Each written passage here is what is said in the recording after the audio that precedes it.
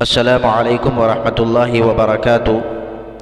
محترم سامعین و ناظرین، مفکر اسلام حضرت مولانا خلیل الرحمن سجاد نعمانی صاحب دامت برکاتہم العالیہ کا مجلس اتحاد المسلمین کے قومی صدر جناب بیرسٹر اسد الدین اویسی صاحب کے نام کھلا خط۔ جناب اسد الدین اویسی کے نام حضرت مولانا سجاد نعمانی کا کھلا خط بسمہ سبحانہ و تعالی۔ برادر محترم و مکرم جناب اسد الدین اویسی صاحب صدر مجلس اتحاد المسلمین، السلام علیکم ورحمۃ اللہ وبرکاتہ۔ دعا اور امید ہے کہ آپ بعافیت ہوں گے۔ حالیہ واقعات اور ان کے ممکنہ دور رس نتائج کی طرف آپ کی توجہ مبذول کرنے کے لیے آپ کو زحمت دے رہا ہوں۔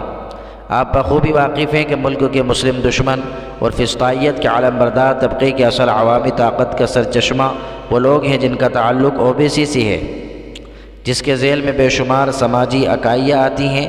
تاریخ گواہ ہے کہ جب اس طبقے کے لوگ فرقہ پرست طاقتوں کے خلاف صف آرا ہو جاتے ہیں، ان طاقتوں کو شکست ہوتی ہے۔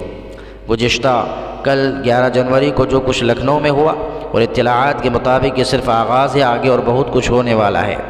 اس کے پیش نظر اور زیادہ ضروری ہو گیا ہے کہ زیادہ ظالم لوگوں کے خلاف ووٹوں کی تقسیم کم سے کم ہو۔ آپ کو شاید اندازہ نہیں ہے کہ ان سطور کے راقم کے دل میں آپ کے عزائم اور صلاحیتوں کی کتنی قدر ہے، اور یہ بات جو میں نے آپ سے عرض کی ہے یہ خود زمینی حالات اور حقائق کی وجہ سے لکھی ہے، ورنہ سچ یہ ہے کہ یہ رائے میرے جذبات سے مطابقت نہیں رکھتی۔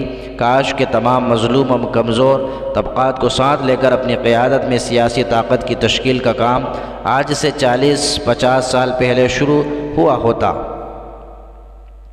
اگر آپ میری گزارش سے متفق ہوں تو آپ ہی بہتر فیصلہ کر سکتے ہیں کہ ووٹوں کی تقسیم کو کس طرح کم کیا جا سکتا ہے۔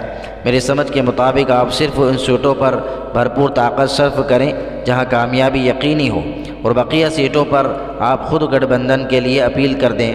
میرے خیال میں اس سے آپ کی مقبولیت اور آپ پر اعتماد بہت زیادہ بڑھ جائے گا، جس سے آئندہ یعنی انتخابات کے فوراً بعد اپنے اصل نصب العین کے لیے فوری طور پر شروع کی جانے والی کوشش کی کامیابی کے امکانات بہت بڑھ جائیں گے۔ یقین رکھیں کہ یہ گزارشات میں نے صرف آپ اور ملک و ملت کی خیر خواہی کے جذبے سے آپ کی خدمت میں پیش کی ہیں۔